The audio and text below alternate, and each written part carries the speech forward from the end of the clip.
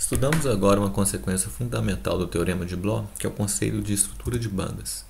Recordando, o Teorema de Bloch diz que a função de onda de um elétron em potencial periódico tem a forma de uma onda plana modulada por uma função U que tem a periodicidade da rede. Substituindo essa forma na equação de Schrödinger, podemos realizar as derivadas espaciais relativas à função exponencial, e isso nos dá uma equação de autovalores para a função periódica U minúsculo, que tem uma particularidade fundamental. Nela, K aparece como um parâmetro do Hamiltoniano. Temos um H de K, isto é, escolhemos um K, e isso determina o H para um potencial periódico, e podemos resolver a equação como uma equação de autovalores com condições de contorno. Ela é resolvida num volume finito, que é o volume da célula primitiva, dadas as propriedades periódicas da função U minúsculo. As soluções discretas que resultam daí, para cada K, são indexadas pelo índice N. Isso justifica a escolha dos índices NK para indexar o estado psi de NK. Podemos ver as energias como funções contínuas de K, e a família de soluções En de K constitui a estrutura de bandas do material. A estrutura de bandas é então um mapeamento dos estados eletrônicos quando os números quânticos N e K são usados. Algumas propriedades vêm diretamente do Teorema de Bloch. A primeira delas é que o vetor K pode ser sempre restrito à primeira zona de Brillouin. Para entender isso, começamos com um K' fora da primeira zona e o escrevemos como um K minúsculo na primeira zona, somado a um vetor da rede recíproca K maiúsculo, escolhido de forma a fazer o K minúsculo ficar na primeira zona.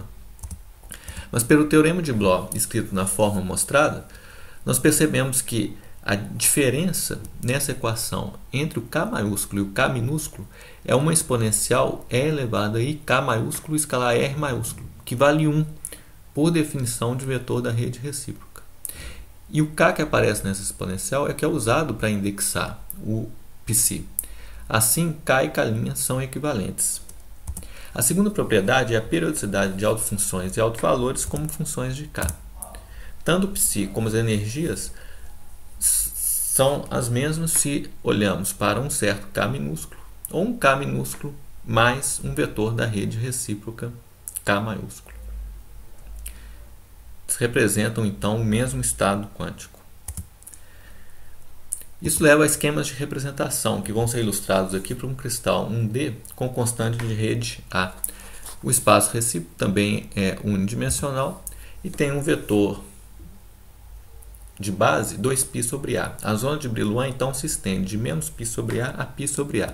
Aqui são mostradas as três representações: o esquema repetido, o esquema reduzido e o esquema estendido. No esquema estendido, a energia é colocada em função de K sem restrição à primeira zona, que é a parte central desse plot, menos π sobre A, π sobre A. Mas como vimos, nós podemos rebater os estados fora da primeira zona para que eles caiam na primeira zona através de um vetor da rede recíproca. Isso leva ao esquema reduzido, mostrado no diagrama do meio. Juntando os dois, nós temos um diagrama um tanto redundante, que é o esquema repetido mostrado à esquerda. O mais usual é o esquema reduzido. É o que nós vamos ver praticamente todas as vezes. Como exemplos, vamos ver o caso dos nanotubos de carbono, que é fisicamente muito interessante, porque eles podem ser vistos estruturalmente como folhas de grafeno dobradas na forma cilíndrica. Eles podem ter tipos diferentes, armchair, zigue-zague e quiral. Esses tipos diferentes vêm das maneiras diferentes que existem de dobrar o grafeno. Na figura de baixo aqui à direita, temos uma linha zigue-zague e uma linha armchair. Se nós dobramos ao longo do zigue-zague, nós temos uma borda zigue-zague, essa figura do meio, a estrutura do meio.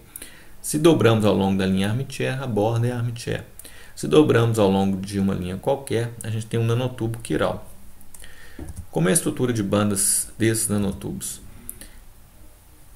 Os nanotubos armchair são sempre metálicos. É a primeira estrutura de bandas mostrada ali embaixo. Nela, a energia de Fermi está em zero. Então nós vemos que não tem um gap de energia separando estados ocupados e desocupados. Então ele é um metal.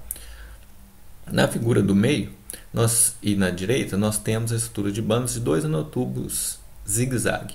Um deles é metálico e o outro é semicondutor. Então os nanotubos podem ser metálicos ou semicondutores. E se forem semicondutores, o gap de energia vai variar de acordo com o diâmetro. Como entender isso? Nós vamos mais adiante entender isso a partir da estrutura de bandas do grafeno, que é o material que foi dobrado para gerar os nanotubos. Então vou adiantar a estrutura de bandas do grafeno. Aqui a energia também é colocada em referência à energia de Fermi, o zero. Então separa estados ocupados e desocupados. Nós vemos que não há um gap de energia, a banda ocupada mais alta em energia, ela toca em E igual a zero, a banda de energia desocupada mais baixa. Então essas bandas se tocam nesse ponto K. Que pontos são esses ali? A zona de Brillouin está mostrada nessa figura e o centro dela tem um ponto que a gente chama de gama. O vértice a gente chama de K, um ponto médio ali a gente chama de M. Então na representação da estrutura de bandas bidimensional, nós escolhemos algumas linhas e escolhemos Ks ao longo delas. Por exemplo, o primeiro trecho do gráfico é de K a gama. Então nós vamos do vértice da zona de Brillouin até o centro. Escolhendo vários Ks ali, nós temos a estrutura de bandas nesse intervalo.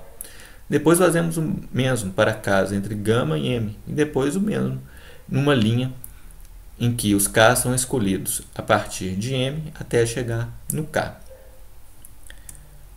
As características principais, então, são bandas ocupadas e desocupadas.